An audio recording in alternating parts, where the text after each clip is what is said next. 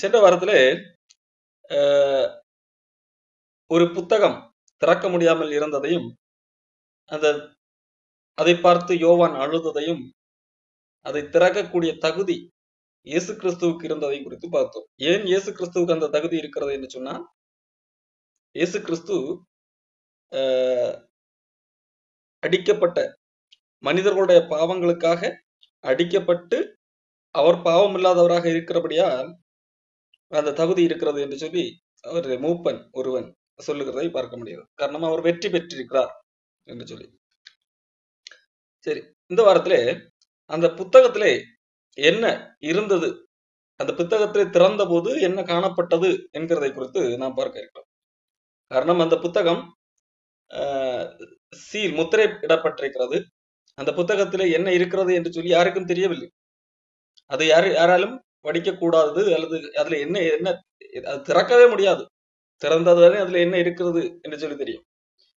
அப்போ அது திறக்கும் போது என்ன இருக்கிறது என்று சொல்லி அந்த புத்தகத்துல என்ன இருக்கிறது என்பதை பார்க்க முடியும். அது சும்மா ஒரு வாட்டி திறந்தால் அந்த புத்தகத்துல உள்ள எல்லா காரியங்களும் தெரிந்து விடுமா என்று கேட்டால் அப்படியும் கிடையாது. அது 7 அடுக்கு பாதுகாப்பான புத்தகம். ஒரு லாக்கை திறந்தால் அல்லது ஒரு முத்திரையை திறந்தால் ஒரு முதல் பக்கம் தான் தெரியும்.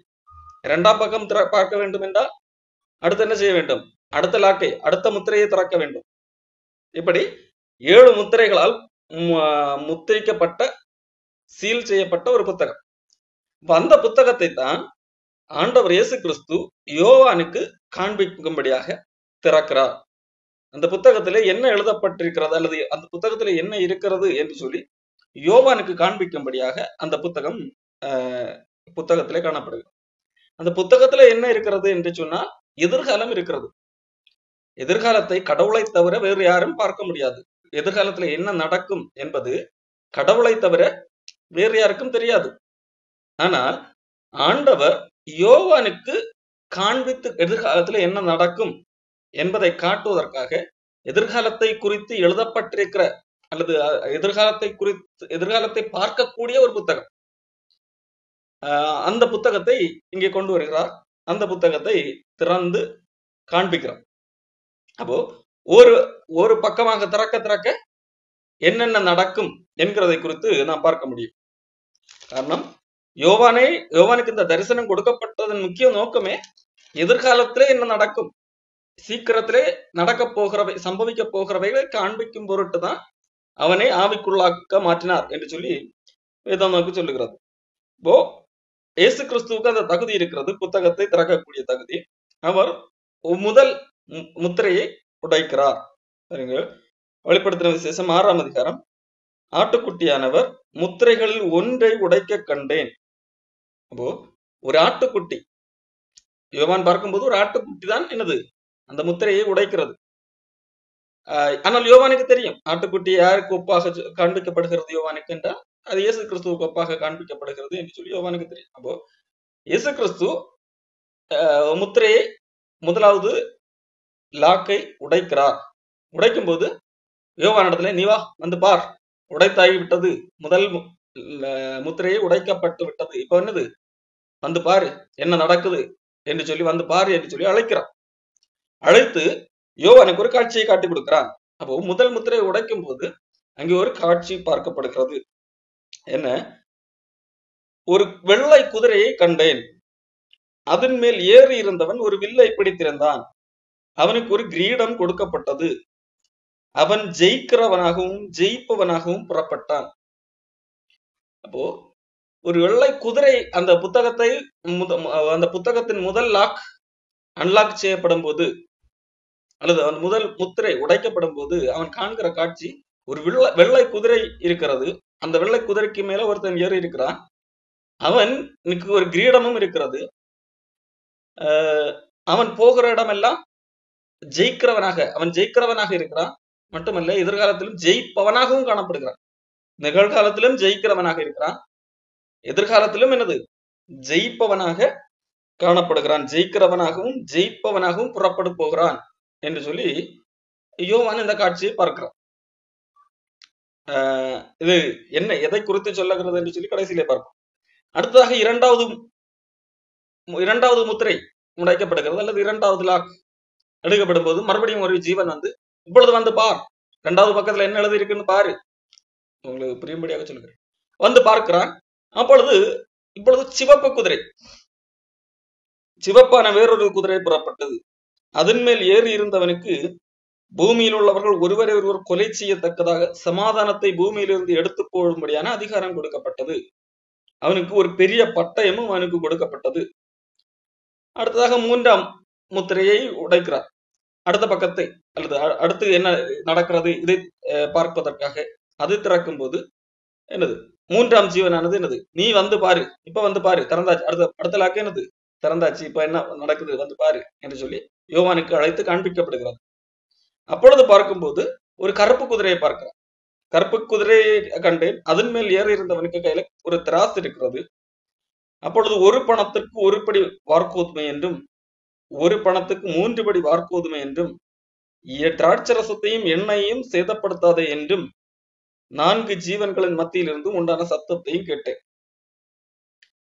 4ஆம் முத்திரையும் உடைக்கப்பட்டது.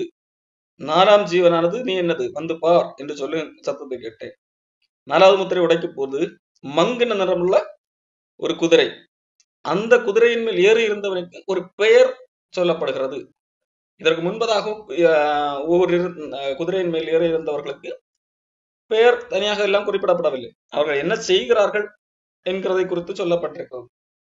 ஒருத்தன் ஜெயிக்கிறவனாக போகிறான், 2வது பட்டயத்தை கையில் வைத்திருக்கிறார், 3வது காரன் திராசை கையில் வைத்திருக்கிறான். அவர்கள் என்ன செய்தார்கள் என்று சொல்லப்பட்டிருக்கிறது. இங்கே கடைசியாக 4வது முத்திரை உடைக்கப்படும் போது அந்த புத்தகத்திலே பார்க்கும் போது காண்கிற காட்சி, ஒவ்வொரு முத்திரையும் உடைக்கும் போது நீ வந்து பாரு என்று சொல்லி ஒரு காட்சியை காண்பிக்கிறார், ஒரு காட்சி காண்பிக்கப்படுகிறது. அப்படி ஒவ்வொரு முத்திரை உடைக்கப்படும் போதும், அதாவது முத்திரை என்றால் அந்த புத்தகத்தை திறப்பதற்கான அந்த முத்திரை என்றால் அந்த புத்தகம் மூடப்பட்டிருக்கிறது, அந்த புத்தகத்தை திறப்பதற்கான அந்த புத்தகத்தை திறப்பது, முத்திரையை உடைத்தால் அந்த புத்தகம் திறக்கப்படும். ஒவ்வொரு முத்திரை உடைய ஒவ்வொரு பக்கமாக பார்க்கலாம். அப்படி பார்க்கும்போது 4வது முத்திரை உடைக்கப்படும் போது அவன் பார்க்கிற காட்சி என்னவென்றால், ஒரு மங்கின நிறமுள்ள குதிரை என்று சொல்லி தமிழ் வேதாகமத்தில் எழுதப்பட்டிருக்கிறது. எபிரேய வேதாகமத்திலே என்னது, இது பச்சை நிற குதிரை. அது சரியாக மொழிபெயர்த்தால் பச்சை நிற குதிரை. பச்சை நிற குதிரையை பார்க்கிறார். அந்த பச்சை நிற குதிரையிலே ஏறி இருந்தவனுக்கு ஒரு பெயர் இருக்கிறது, மரணம் என்று பெயர். ஆகவே பாதாளம் அவன் பின்பாக செல்லுகிறது. பட்டயத்தினாலும் பஞ்சத்தினாலும் சாவினாலும் பூமியின் துஷ்ட மிருகங்களினாலும் பூமியின் பங்கில் உள்ளவர்களை கொலை செய்யும்படியான அதிகாரம் அவைகளுக்கு கொடுக்கப்பட்டது. அப்போ அடுத்து இன்னும் இருக்கிறது என்னது, இப்ப 4 முத்திரைகள் உடைக்கப்படும் போது 4 விதமான காட்சிகளை இங்கே யோவான் பார்க்கிறார். இது எதற்காக, அல்லது இந்த காட்சிகள் மூலமாக யோவானுக்கு ஆண்டவர் என்ன சொல்லி புரிய வைக்க போகிறார், அல்லது யோவான் இதை சபைகளுக்கு எழுதுகிறார், சபைகளுக்கு எழுதும்படியாகத்தான் ஆண்டவர் யோவானுக்கு காண்பிக்கிறார். குறிப்பாக எந்த சபைகள், அன்றைக்கு இருந்த சபைகள் என்று சொன்னால் ஆசியாவிலிருந்து 7 சபைகளுக்கு என்று சொல்லி ஆண்டவர் சொல்லுகிறார். 1ஆம் அதிகாரத்திலே பார்க்க முடியும்.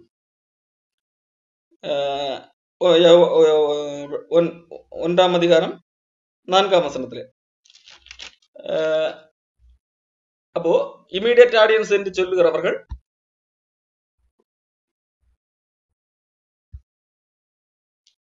அவர்கள் அந்த அன்றைக்கு இருந்த ஆசியாவில் இருந்த 7 சபை, அது எல்லாருக்கும், அடுத்து படிக்கிற எல்லாருக்கும், சபையில் உள்ள எல்லாருக்குமே அந்த செய்தி சென்று சேர வேண்டும். அப்போ இதன் வழியாக ஆண்டவர் என்ன சொல்ல வருகிறார், இங்கே ஆண்டவர் எதையுமே நேரடியாக எதையுமே யோவானுக்கு சொல்லவில்லை. நேரடியாக இதுதான் நடக்கிறது என்று சொல்லி யோவான் இடத்துல சொல்லவில்லை. மாறாக ஒரு அடையாள மொழியிலே சில காட்சிகளை அந்த புத்தகத்திலே வழியாக காண்பிக்கிறார். ஒவ்வொரு புத்தகத்தை திறக்க சில காட்சிகளை ஆண்டவர் காண்பிக்கிறார். இந்த காட்சிகளை வைத்து நாம் புரிந்து கொள்ள வேண்டும், வேதாகமத்தை ஆராய்ந்து புரிந்து கொள்ள வேண்டும். சிலர் பல்வேறு விதங்களிலே இதற்கு அர்த்தங்களை கொடுப்பார்கள். அதிலே சிலர் சொல்வது, இந்த வெள்ளை குதிரை என்று சொன்னால் அது அந்தி கிறிஸ்து, அவன் ஜெயிக்கிறவனாக போவான், அவன் அதை குறித்து தான் சொல்லப்பட்டிருக்கிறது. அதன் பிறகு சிவப்பு குதிரை என்று சொன்னால் அந்தி கிறிஸ்து மூன்றரை ஆண்டு காலம் வெள்ளை வெள்ளை என்று சமாதானத்தோடு இருப்பான். அதன் பிறகு அவன் யுத்தம் செய்ய ஆரம்பிப்பான். அதுதான் சிவப்பு என்று சொல்லுவார்கள். அதன் பிறகு பஞ்சம் வரும். அதன் பிறகு மரணம் வரும். கொடுமைப்படுத்துவான், உக்கிரமாகும். இந்த மாதிரி அந்தி கிறிஸ்துவை மையமாக வைத்து இந்த குதிரையில உள்ளவர்களை வியாக்கியானப்படுத்துவார்கள். இது ஒரு தவறான வியாக்கியானம். எப்படி என்று சொன்னால், சரி, அவர்களுடைய லாஜிக் படி இந்த சம்பவங்கள் எல்லாம் நடப்பது எப்பொழுது? இவர்கள் ஏற்கனவே சொல்லிவிடுவார்கள், இயேசு கிறிஸ்து வந்து போன பிறகுதான் அந்தி கிறிஸ்து வருவான், அதன் பிறகு நடக்கிறது தான் இந்த வேதாகமத்தில் எழுதப்பட்டிருக்கிறது என்றுதான் அவர்கள் வியாக்கியானத்தை படுத்துவார்கள். அப்படி சொல்லிவிட்டு அந்தி கிறிஸ்து வருகிறான். சரி, முதல் குதிரை அந்தி கிறிஸ்து. ஆனால் இரண்டாவது குதிரை, அந்த சிவப்பு குதிரையில ஏறி இருந்தவனுக்கு யாரு? அந்தி கிறிஸ்துவோட அப்பனா, இல்ல தம்பியா, அண்ணனா? அதற்கு அவர்களுக்கு பதில் இருக்காது. இல்லை என்றால் அதுவும் என்னது? அந்தி கிறிஸ்துவனுடைய அடுத்த செயல்பாடு அப்படி எடுத்துக்கொள்ள வேண்டியிருக்கு. சோ இது என்னது? அவர்கள் தவறாக புரிந்து கொண்டதன் ஒரு விளக்கம். இன்னும் சிலர் இந்த வெள்ளை குதிரை என்று சொன்னால் அது இயேசு கிறிஸ்து, அவர்தான் வெள்ளை குதிரையில வருவேன் சொல்லி வெளிப்படுத்தின விசேஷம் 20ஆம் அதிகாரத்தில் கூட சொல்லப்பட்டிருக்கும். ஆகவே அந்த வெள்ளை குதிரை என்பது இயேசு கிறிஸ்து தான். சாரி, வெளிப்படுத்தின விசேஷம் 19ஆம் அதிகாரத்திலே சொல்லப்பட்டிருக்கும். அப்போ இயேசு கிறிஸ்து, இந்த வெள்ளை குதிரை உள்ளது இயேசு கிறிஸ்துவை குறிப்பதற்காக சொல்லப்பட்டதான். இயேசு கிறிஸ்து முதலாவது வெற்றி உள்ளவராக வருகிறார், அதன் பிறகு இரண்டாவது சிவப்பு குதிரை அது என்று சொல்லி அது ஏதோ சமாளிக்கிற விதமாக விளக்கங்களை கொடுப்பார்கள். அப்போ வேதாகமம் இதிலே நாம் பார்க்கும்போது இது எதை குறிக்கிறது என்று சொன்னால், நாம் பழைய ஏற்பாட்டிலே சகரியா புஸ்தகத்துக்கு போக வேண்டும். சகரியா புஸ்தகத்திலே இதை போன்ற ஒரு சம்பவம் ஏற்கனவே நடந்திருக்கிறது. சகரியாவுக்கு ஆண்டவர் அன்றைக்கு இருந்த காலகட்டத்திலே ஆண்டவர் இதை போன்ற ஒரு காட்சியை காட்டி கொடுத்திருக்கிறார். சகரியா 6ஆம் அதிகாரத்திலே 1 நாம் படிக்கும் போது ஆண்டவர் அங்கே இதே போன்ற இந்த 4 குதிரைகள் இங்கே யோவான் பார்க்கிறார் அல்லவா, அதற்கு ஒத்ததாக சகரியா அன்றைக்கு 4 ரதங்களை பார்க்கிறார். இங்கே சகரியா 4 ரதங்கள் குதிரைகள் பூட்டப்பட்ட ரதங்கள், குதிரை வண்டி என்று கூட சொல்லலாம். அது வண்டி என்று சொல்லுவது நாகரிகமா இருக்காது. ரதம், குதிரையால் செய்யப்பட்ட ஒரு ரதம். அப்போ யோவான் பார்த்தது குதிரைக்கு மேலாக ஏறி இருக்கின்ற நபர். இங்கே ரதமாகவே பாருங்கள். அந்த இதுவும் ஒத்து போகக்கூடிய ஒன்றாக இருக்கு. சகரியா பார்த்த ஒரு காரியம் சகரியா 6ஆம் அதிகாரத்தில் எழுதப்பட்டிருக்கு. நான் திரும்பவும் என் கண்களை ஏறெடுத்து இதோ 2 பர்வதங்களின் நடுவாக, 2 மலைகளுக்கு நடுவாக புறப்பட்டு வருகிற 4 ரதங்களை கண்டேன். அந்த பர்வதங்கள் வெண்கல பர்வதங்களாக இருந்தது. முதலாம் ரதத்திலே, இங்கே ரதத்திலே உள்ள குதிரையோட கலர் சிவப்பு குதிரைகளும், 2ஆம் ரதத்திலே கருப்பு குதிரைகளும், 3ஆம் ரதத்திலே வெள்ளை குதிரைகளும், 4ஆம் ரதத்திலே புள்ளி புள்ளியான சிவப்பு குதிரைகளும் பூட்டியிருந்தன. சகரியா அன்றைக்கு பழைய ஏற்பாட்டின் காலத்திலே இதே மாதிரி குதிரை கலரான குதிரைகள் சம்பந்தப்பட்ட ஒரு தரிசனத்தை பார்த்திருக்கார். இங்கே வெளிப்படுத்தின விசேஷத்திலே யோவான் ஆவிக்குள்ளான போது குதிரை ஓட்டுனர் அதற்கு ஒத்த ஒரு காட்சி காண்பிக்கப்படுகிறது. இங்கே சகரியாவுக்கு இதை எதற்காக காண்பிக்கப்படுகிறது, இதனுடைய அடையாளம் என்ன என்று சொல்லப்பட்டிருக்கிறது. அதை வைத்து அந்த அடிப்படையிலே யோவானுக்கு வெளிப்படுத்தப்பட்ட அந்த காட்சி அர்த்தத்தை நாம் புரிந்து கொள்ள முடியும். சகரியா 6ஆம் அதிகாரம் 4ஆம் வசனத்திலே சகரியா கேட்கிறார், நான் என்னோட பேசின தூதனை நோக்கி, ஆண்டவனே, இவைகள் என்னவென்று கேட்டேன். அந்த தூதன் எனக்கு பிரதித்திரமாக, இவைகள் சர்வலோகத்துக்கும் ஆண்டவராயிருக்கிறவருடைய சமூகத்தில் நின்று புறப்படுகிற வானத்தினுடைய 4 ஆவிகள் என்றார். அப்போ இந்த 4 ரதங்கள், இதனுடைய சாராம்சம் என்ன, இது எதற்காக காண்பிக்கப்படுகிறது என்று சொல்லி கேட்கும்போது, இது கடவுளிடத்திலிருந்து புறப்படுகிற ஒரு 4 ஆவிகள், 4 ஸ்பிரிட்ஸ் என்று சொல்லப்படுகிறது. அந்த அவைகள் எதற்காக அனுப்பப்படுகிறது என்கிறதையும் இங்கே சகரியாவுக்கு சொல்லப்படுகிறது. அந்த 4 குதிரைகளும் எங்கே போகிறது என்பதை பார்ப்போம். வசனம், சகரியா 6:6, ஒன்றில் பூட்டப்பட்டிருந்த கருப்பு குதிரைகள் வடதேசத்துக்கு புறப்பட்டு போயின. கருப்பு குதிரைகள் வடதேசத்துக்கு புறப்பட்டு போயின. அடுத்து வெள்ளை குதிரைகள் அந்த கருப்பு குதிரைக்கு பின்பாக போனது. அடுத்ததாக புள்ளி புள்ளியான குதிரைகள் தென் தேசத்துக்கு புறப்பட்டு போயின. அப்போ 2 குதிரைகள் வடதேசத்துக்கு போனது, ஒரு குதிரை தென் தேசத்துக்கு போனது. அடுத்து 7ஆம் அதிகாரம், சிவப்பு குதிரைகளோ என்றால் புறப்பட்டு போய் பூமியிலே சுற்றி திரியும்படி கேட்டுக்கொண்டன. இப்போ ஒரு குதிரை மிச்சம் இருக்கிறது அல்லவா, அந்த குதிரை என்ன கேட்கிறது? நாங்கள் பூமி எங்கும் சுற்றி திரிவதற்கு அனுமதி வேண்டும் என்று கேட்கிறது. அதற்கு என்னது, சரி நீங்க பூமி எங்கும் போய் சுற்றி திரியுங்கள் என்று சொல்லி சொல்லப்பட்டிருக்கு. அப்போ 4 குதிரைகள் அல்லது அந்த ரதங்களில் பூட்டப்பட்ட அந்த குதிரைகள் சகரியாவுக்கு காண்பிக்கப்பட்டது. அந்த காண்பிக்கப்பட்டதனுடைய நோக்கம் என்னவென்றால், 4 விதமான இந்த குதிரைகள் 4 இடங்களுக்கு செல்லுகிறது. 4 இடம் என்று சொன்னால் 2 குதிரைகள் ஒரு இடத்திற்கு செல்லுகிறது, வடதேசத்துக்கு போகிறது. ஒரு குதிரை தென் தேசத்துக்கு போகிறது, ஒரு குதிரை பூமி எங்கும் போகிறது. சரி, இவைகள் அங்கே போய் என்ன செய்ய போகிறது என்கிறதை பார்க்க வேண்டியிருக்கிறது.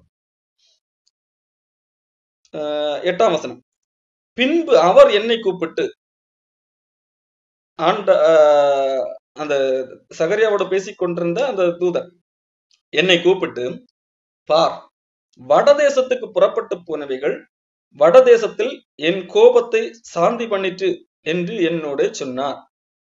அப்போ சகரியாவோடு சொல்லும் போது வடதேசத்துக்கு போனவைகள் அங்கே என்ன செய்தது என்று சொல்லுகிறார். என்னது? என் கோபத்தை, அதாவது கடவுளுடைய கோபத்தை சாந்தி பண்ணியது என்று சொல்லி அங்கே சொல்லப்படுகிறது. இப்போ இந்த குதிரைகள் எதற்காக அனுப்பப்படுகிறது? கடவுளுடைய கோபத்தை சாந்தி பண்ணுவதற்காக அனுப்பப்பட்டிருக்கிறது. வடதேசத்திலே ஆண்டவருக்கு என்ன அப்படி கோபம் இருக்கிறது? இந்த வடதேசம் என்று சொன்னால், இஸ்ரவேலுக்கு வடதேசம் என்று சொன்னால் அது பாபிலோனை குறிக்கும். பாபிலோன் இஸ்ரவேலை அல்லது யூதேய நாட்டை சிறைபிடித்து கொண்டு போனது. அது ஆண்டவர் தான் ஒப்பு கொடுத்தார். ஆண்டவர் இவர்கள் செய்த தவறு நிமித்தம் பாபிலோன் உங்களை சிறைபிடித்து செல்வார்கள் என்று சொல்லி ஆண்டவர் சொன்னார். அதன்படி சிறைபிடித்து போனார்கள். 70 ஆண்டு காலம் நீங்கள் அடிமைகளாக இருப்பீர்கள் என்று சொன்னபடி அவர்கள் 70 ஆண்டு காலம் அடிமைகளாக இருந்தார். இது ஆண்டவருடைய திட்டம். அதே வேளையிலே ஆண்டவர் சொன்னது என்னவென்றால், அவர்கள் அதற்குரிய என்னது தண்டனையை, அவர்கள் கொடூரமாக மக்களை நடப்பிக்கிறார்கள் அல்லவா, அவர்கள் ஒரு வல்லரசாக இருக்கிறார்கள் என்கின்ற அந்த கர்வத்தின் நிமித்தம், ஒரு அதிகாரத்தின் நிமித்தம் மற்றவர்களை அடிமைகளாக கொடுமைப்படுத்துகிறார்கள் அல்லவா, அதற்குரிய தண்டனையை நான் கொடுப்பேன் என்று சொல்லி ஏற்கனவே சொல்லியிருக்கோம். அந்த அடிப்படையில தான் பாபிலோனியர்கள் மீது ஒரு தண்டனை கொடுக்கப்படியாக இந்த குதிரைகள் 2 போகிறதாக இந்த சகரியாவுக்கு காட்சி காண்பிக்கப்படுகிறது. அப்போ சகரியாவுக்கு காண்பிக்கப்பட்ட அந்த காட்சியுடைய நோக்கம் என்னவென்றால், பூமியிலே ஒரு தண்டனையை அல்லது மக்களை அழிக்கின்ற ஒரு செயலை குறிப்பதற்காக அந்த ரதம் போன்ற ஒரு காட்சி காண்பிக்கப்படுகிறது. அதற்காக ஆண்டவர் உண்மையிலேயே ரதத்தை இப்படி அனுப்புகிறார். அந்த ரதம் போய்தான் அங்கே பாபிலோன்ல என்னது அழிவு நடந்தது? அப்படி இல்லை, அது ஒரு அடையாள குறியீடு. அப்படி அவர்கள் அப்படி அந்த காட்சி இவர்களுக்கு காண்பிக்கப்படும் போது என்னது, பாபிலோன் அழிய போகிறது, ஆண்டவர் சீக்கிரத்திலே பாபிலோன் அழிக்க போகிறார் என்கிறது என்னது விளங்கும். அவ்வளவுதான். அதே போலதான் இங்கே யோவானுக்கு காட்சிகள் காண்பிக்கப்படுகிறது. ஒவ்வொரு முத்திரையாக உடைக்கும் போது, அங்கே அந்த புத்தகத்தை பார்க்க சொல்லும் போது, அங்கே பார்க்கும் போது ஒவ்வொரு குதிரையாக இங்கே யோவான் பார்க்கிறார். சரி, இது எப்பொழுது நடக்க போகிற காரியங்கள்? இன்னும் சீக்கிரத்திலே நடக்க போகிற காரியம். யோவானுக்கு, அதாவது யோவான் கிபி 90 100 வரைக்கும் இந்த சம்பவத்தை பார்க்கிறார். அந்த கிபி 90 100க்கு பின்பதாக நடக்க போகிற காரியம். அப்போ என்ன காரியங்களை ஆண்டவர் இங்கே காண்பிக்கிறார்? முதலாவது வெள்ளை குதிரை, அவைகள் ஜெயிப்பவனாக போய்கொண்டிருக்கிறது அப்போ எதை ஜெயிக்கிறது, எதை ஜெயிப்பவர்? இந்த உலகத்தின் மக்களை ஜெயிக்கிறவனாக. அவன் கையிலே என்ன இல்லை? மற்ற குதிரைகளிடத்தில் இருக்கிறது போல வன்முறையான காரியங்களை நாம் பார்க்க முடியாது. சிவப்பு குதிரையாகட்டும், கருப்பு குதிரையாகட்டும், அல்லது மங்கின நிறம் என்று சொல்லப்பட்டிருக்கிறது, அது பச்சை நிற குதிரை. அவர்களிடத்திலே நீங்கள் படித்து பார்த்தால் வன்முறையான செயல்கள் இருக்கும். ஒருவனிடத்திலே பட்டயம் இருக்கும், ஒருவனிடத்திலே என்னது? தராசு, அது வறுமையை குறிக்கின்ற ஒரு காரியம், பஞ்சம். மூன்றாவது என்னது? அந்த பச்சை நிற குதிரை இடத்திலே பட்டயம், பஞ்சம் எல்லாம் இருக்கும், எல்லாம் கலந்திருக்கும். அவன் பேரே என்னது? மரணம் என்று சொல்லப்பட்டிருக்கு. ஆனா இந்த வெள்ளை நிற குதிரையிலே போன அவனிடத்திலே ஒரு வில் இருக்கிறது. அதே வேளையிலே அவன் என்னது? வன்முறையை குறித்து அங்கே சொல்லப்படவில்லை. அப்போ எப்படி புரிந்து கொள்ளப்படுகிறது என்று சொன்னால், அன்றைக்கு வெள்ளை நிற உடையை யார் அணிவார்கள் என்று சொன்னால் மதவாதிகள் அணிகிறவர்களாக இருப்பார்கள். நீங்கள் வேதாகமத்திலே படித்தால் கூட மதத்திலே தீவிர பக்தி உள்ளவர்கள், தங்களை பரிசுத்தவான்களாக காட்டிக் கொள்ளுகிறவர்கள் வெள்ளை உடை உடுத்தி அந்த வெள்ளையில கொஞ்சம் கூட அழுக்குபடாமல் பார்த்துக் கொள்ளுகிறவர்களாக இருப்பார்கள்.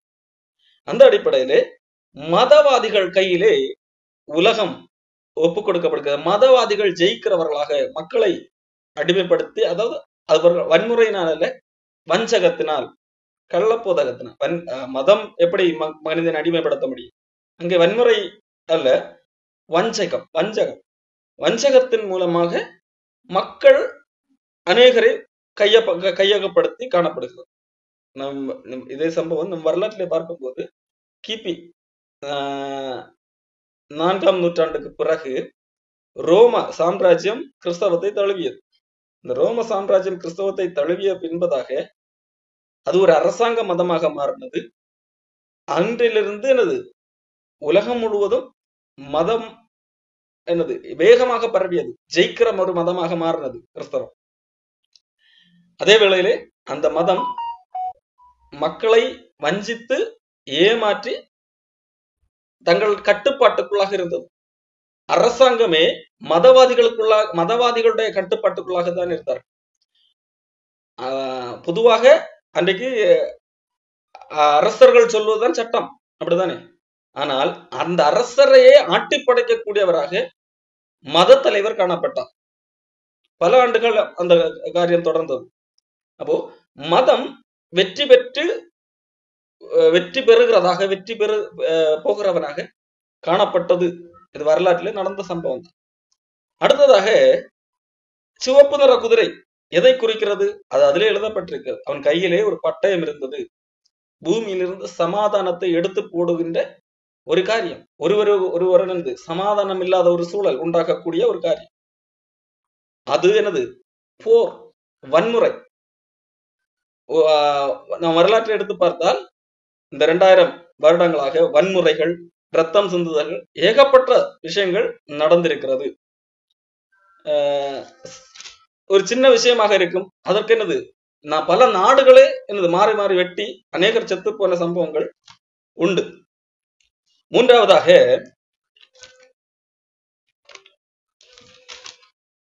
கருப்பு நிற குதிரை. அந்த குதிரை எதை காண்பிக்க? கையிலே ஒரு திராசை பிடித்துக் கொண்டிருக்கிறது. அதாவது அந்த திராசை பிடித்துக் கொண்டிருக்கும் போதே அங்கு சொல்லப்படுகிற காரியம், ஒரு பணத்துக்கு ஒரு படி கோதுமையும், ஒரு பணத்துக்கு 3 படி வார்கோதுமையும். ஒரு பணம் என்று சொன்னால் கிட்டத்தட்ட ஒரு நாளைக்கான கூலி. ஒரு நாள் வேலை செய்ததற்கான கூலி செலுத்தினால் வெறும் ஒரு பிடி கோதுமை தான் கிடைக்கும். அப்போ பஞ்சம், தட்டுப்பாடு.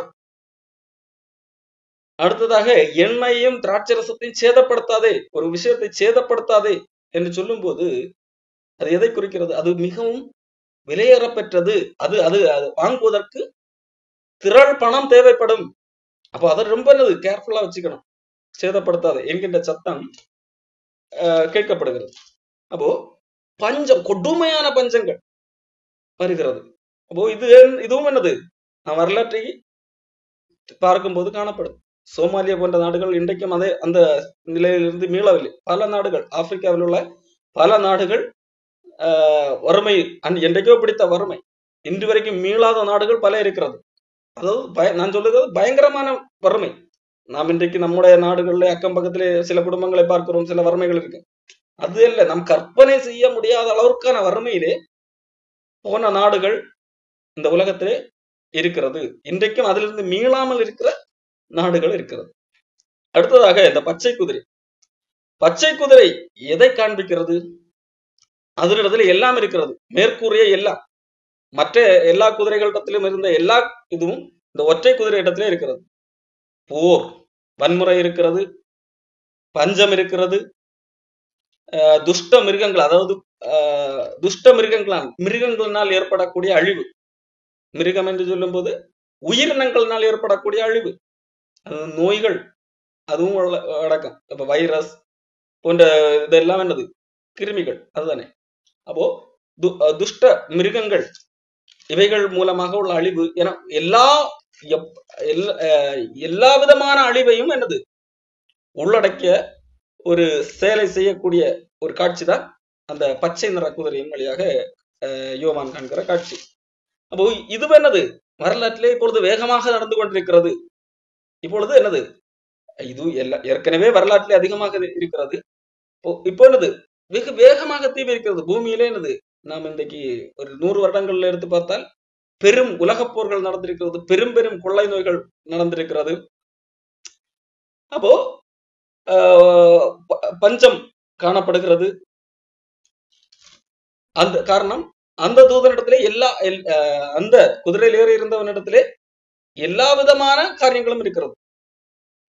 சிவப்பு நிற குதிரையிலிடத்துல அவன் என்னது, போர் மட்டும்தான். மூன்றாவது பார்த்த குதிரை கருப்பு நிற குதிரை, அவனிடத்துல பஞ்சம் மட்டும்தான். ஆனா இந்த கடைசி குதிரை இடத்திலே அவனிடத்துல எல்லாம் கலந்த ஒரு குதிரையாக, எல்லாம் கலந்த ஒரு இதாக இருக்கிறது. அப்போ இது எல்லாமே யோவானுக்கு எதற்காக காண்பிக்கப்படுகிறது, ஏன் காண்பிக்கப்படுகிறது? இனிமேல் பூமியிலே இப்படித்தான் நடக்கும். பூமியிலே இனிமேல் நடக்கக்கூடிய காரியங்களை தான் யோவானுக்கு காண்பிக்கப்படுகிறது. ஏன் காண்பிக்கப்படுகிறது? ஏன் காண்பிக்கப்படுகிறது என்று சொன்னால், முதல் நூற்றாண்டிலே அந்த கிறிஸ்தவர்கள் யோவான் உட்பட என்ன நம்பினார்கள்? ஆரம்பத்திலே இயேசு கிறிஸ்து வரும்போது என்னது, உடனடியாகவே என்னது, எங்களுக்கு என்னது ராஜ்யத்தை உருவாக்கி தருவார். இயேசு கிறிஸ்து உடனடியாக என்னது பரலோக ராஜ்யத்தை இந்த பூமியில ஸ்தாபிப்பார் என்று நம்பினார்கள்.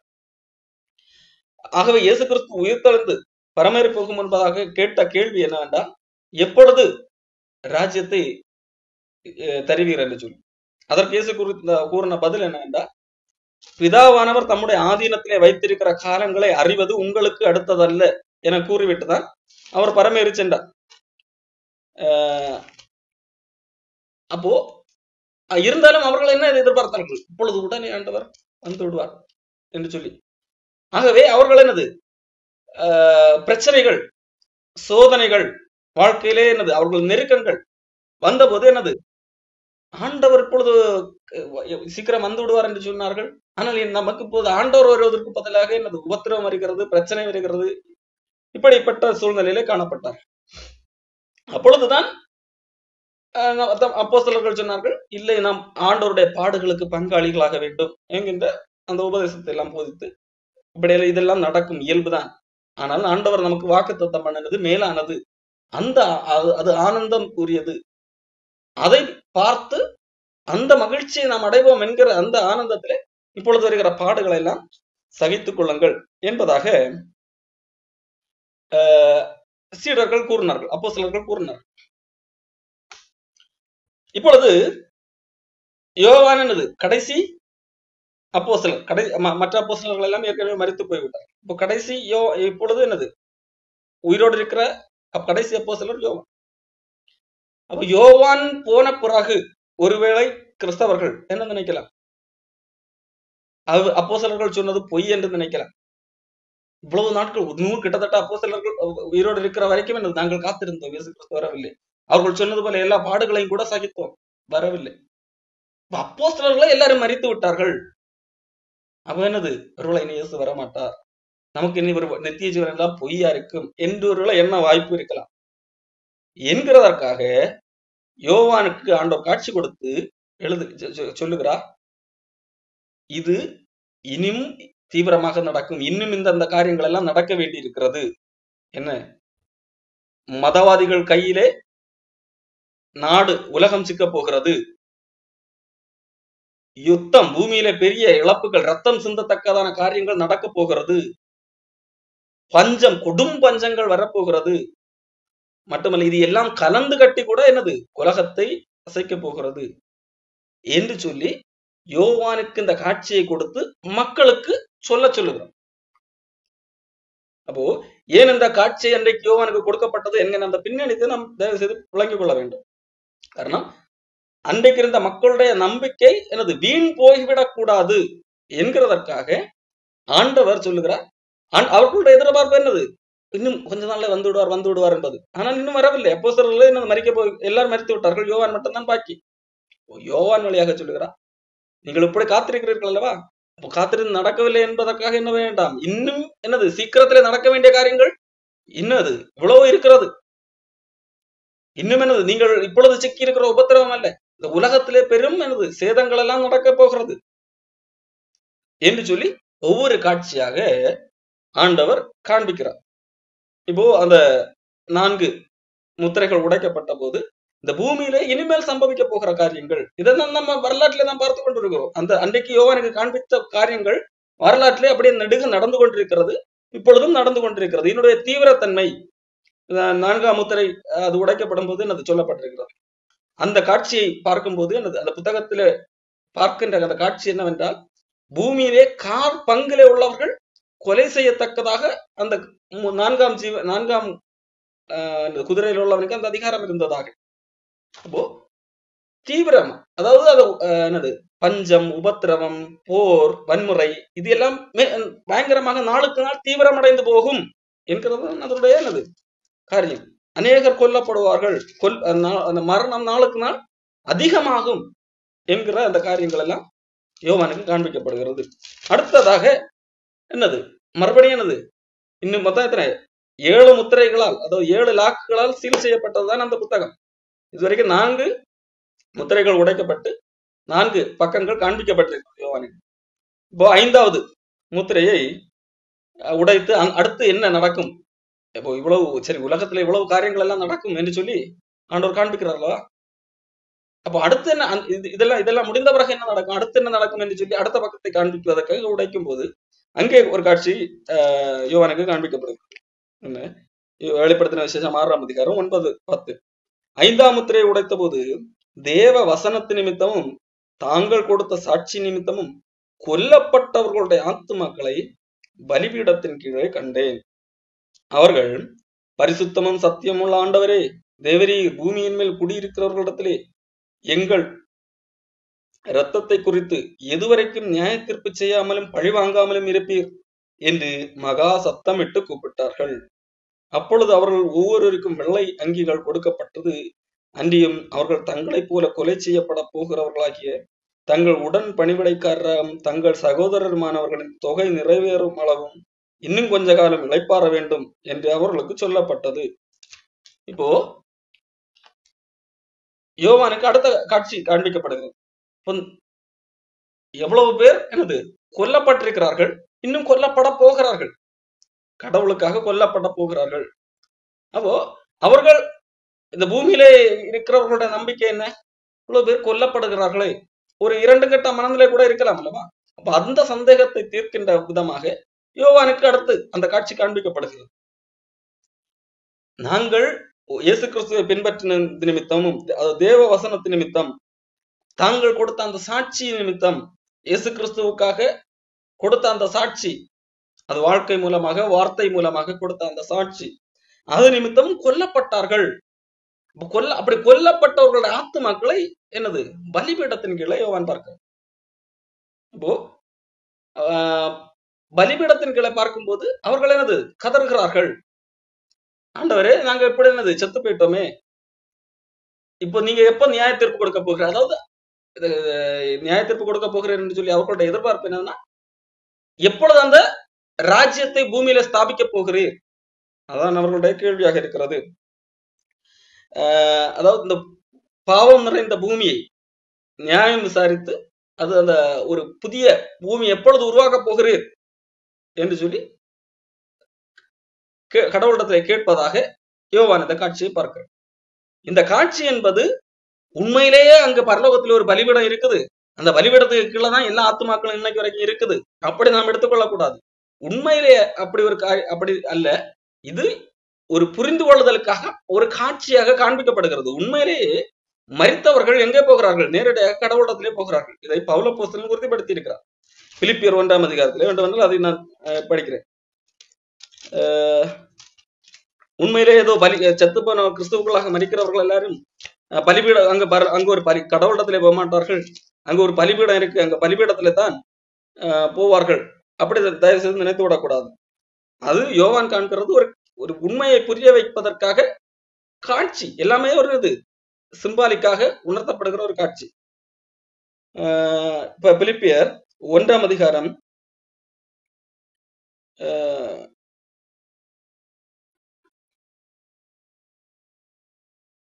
21ஆம் வசனத்திலே பவுல் சொல்லுகிறார், கிறிஸ்து எனக்கு ஜீவன், சாவு எனக்கு ஆதாயம், நான் செத்து போறது எனக்கு நல்லது என்று சொல்லுகிறான். அதான் எனக்கு லாபம் அப்படின்னு சொல்றான். ஏன்னா அது இன்னொரு காரியம் கூட சொல்லுகிறார். அதை விட 23ஆம் வசனம், தேகத்தை விட்டு பிரிந்து, அதாவது இந்த சரீரத்தை விட்டு பிரிந்து கிறிஸ்துவுடனே கூட இருக்க எனக்கு ஆசை உண்டு, அது அதிக நன்மையாக இருக்கும். பவுல் சொல்லுகிறார். அப்ப தேகத்தை விட்டு பிரிந்தா நான் எங்கதான் இருப்பேன்? கிறிஸ்துவுடனே கூட இருப்பேன், அதுதான் எனக்கு சந்தோஷம். அதனால இந்த சரீரத்தை விட்டு எப்படா போவேன் அப்படின்னு சொல்லிட்டு, எப்ப அந்த மரணம் வரும் அப்படி என்பதை நான் விரும்புகிறேன், இந்த மரணம் தான் எனக்கு லாபம் அப்படின்னு சொல்லிட்டு பவுல் சொல்லுகிறார். அப்போ உண்மை என்னவென்றால், ஒரு மனிதன் கிறிஸ்துவுக்குள்ளாக மரித்தால் உடனே என்னது? கிறிஸ்துவோடு கூட தான் இருப்பான். ஏதோ அங்க இல்லாத ஆண்டவர் ஒரு பலிபீடத்தை எங்கேயோ கட்டி வச்சிருக்காரு, அங்கதான் அந்த ஆத்துமாக்கள் எல்லாம் கடந்து கதறிட்டு கிடக்கும். ஐயோ ஆண்டவரே, எப்பொழுது எங்களுக்கு நியாய தீர்ப்பு செய்ய போகிறீர், எங்களுக்கு எப்ப நியாயம்? அப்படி அல்ல, உண்மையில அப்படி கதறப்போவதில்லை. இது புரிய வைப்பதற்காக சொல்லப்பட்டது. உதாரணத்திற்கு ஆதியாகமம் புஸ்தகத்திலே காயின் ஆபேலை கொண்டான். ஆபேலை செத்த உடனே ஆபேல் என்னது? அங்க கிடந்து கதறிக்கிட்டு கிடந்தான். இப்படியா? அவர் ஆண்டவர் சொல்லும் போது என்ன சொல்லுகிறார்? அவனுடைய ரத்தம் என்னை பார்த்து கூப்பிடுகிறது என்று சொல்லுகிறார். அப்ப அதனுடைய பொருள், ஆபேலுடைய ஆத்துமா அங்க இருந்தது, அவனுடைய ரத்தத்தின் வழியாக கடவுளத்துல பேசிச்சு, அப்படி எழுத்தின்படியாக புரிந்து கொள்ளக்கூடாது. அவனுடைய ரத்தம் இங்க கிடக்குதே, அந்த ரத்தம் பார்க்கும்போது என்னது? அது எனக்கிட்ட நீதி கேட்கிற மாதிரி என்னது? ஆண்டவர் அங்கே என்னது? அதை உருவகப்படுத்தி சொல்லப்படுகிற காரியம். ஒரு விஷயங்களை புரிய வைப்பதற்காக இப்படி சொல்லப்படுவது உண்டு. இப்ப அந்த அடிப்படையில தான் பார்க்க வேண்டும். அப்போ இங்கே ஏற்கனவே அநேகர் பேர் கடவுளுக்காக சாட்சி கொடுத்து மரித்திருக்கிறார்கள். அப்படிப்பட்டவர்கள் ஐயோ எங்களுக்கு எப்படி நீதி கிடைக்கும் என்று சொல்லி கேட்பது போல யோவான் பார்க்கிறான். அப்போ என்னது? அவர்களுக்கு என்னது? உடனடி என்னது? வெண் வஸ்திரம் எல்லாம் கொடுக்கப்படுகிறது. வெண் வஸ்திரம் கொடுக்கப்பட்டு அவர்கள் தேவனோடு காணப்படுகிறார்கள். அவர்களுக்கு சொல்லப்படுகிற காரியம், இருங்க இப்பொழுது என்னது? பூமியில நியாய தீர்ப்பு செய்ய முடியாது, இன்னும் நிறைய பேர் சாக வேண்டியிருக்கு.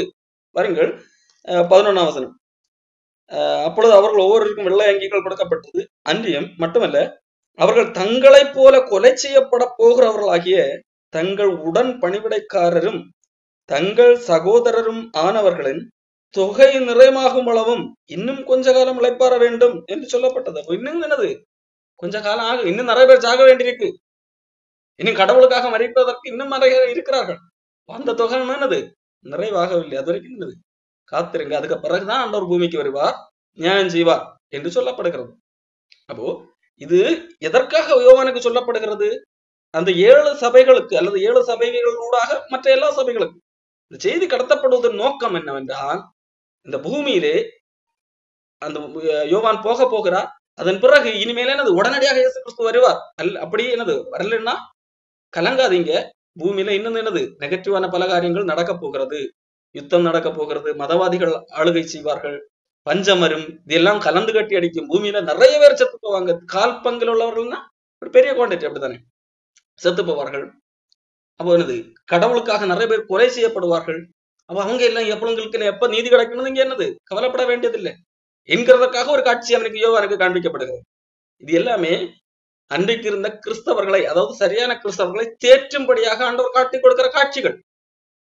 இதன் பிறகு அடுத்த ஒரு முத்திரையை உடைத்து அடுத்த அந்த புத்தகத்துல என்ன இருக்கிறது என்று காண்பிக்கப்படுகிறது. என்ன?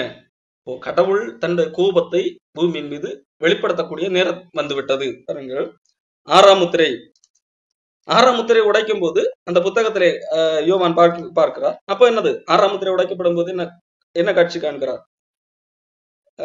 பூமி மிகவும் அதிர்ந்தது, சூரியன் கருப்பு கம்பளியை போல கருத்தது, சந்திரன் ரத்தம் போல ஆயிற்று, அத்திமரமானது பெருங்காற்றினால் அசைக்கப்படும் போது அதன் காய்கள் உதுகிறது போல வானத்தின் நட்சத்திரங்கள் பூமியிலே விழுந்தது, வானமும் சுருட்டப்பட்ட புஸ்தகம் போலாகி விலகி போயிற்று, மலைகள் தீவுகள் யாவும் தங்கள் இடங்களை விட்டு அகன்று போயின, பூமியின் ராஜாக்கள் பெரியோர் சிறியோர் பெரியோர்கள் ஐஸ்வர்யவான்கள் சேனை தலைவர்கள் பலவான்கள் அடிமைகள் சுயாதீனர் யாவரும் பர்வதங்களின் குகைகளின் கண்மைகளின் ஒளிந்து கொண்டு பர்வதங்களையும் கண்மலைகளை நோக்கி, நீங்கள் எங்கள் மேல் விழுந்து சிங்காசனத்தின் மேல் வீற்றிருக்கிறவருடைய முகத்திற்கும் ஆட்டுக்குட்டியானவருடைய கோபத்துக்கும் எங்களை மறைத்துக் கொள்ளுங்கள், அவருடைய கோபாக்கினின் மகா நாள் வந்துவிட்டது, யார் நிலைநிற்க கூடும் என்றார். அப்போ கடவுளுடைய கோபம் வெளிப்படுவதற்குரிய நாள் எப்படி இருக்கும்?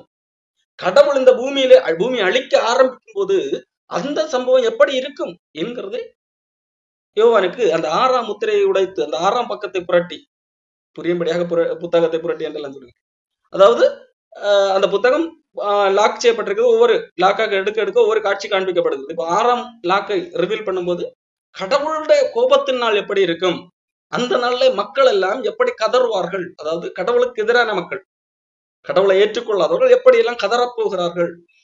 ஆண்டவரே, ஆண்டவருடைய கோபத்தின் நாள் வந்து விட்டது, ஆகவே என்னது, எப்படியாவது இயற்கையை எங்களை அழித்து விடு என்று சொல்லி இயற்கை இடத்துல கெஞ்சக்கூடியவர்களா இருப்பார்.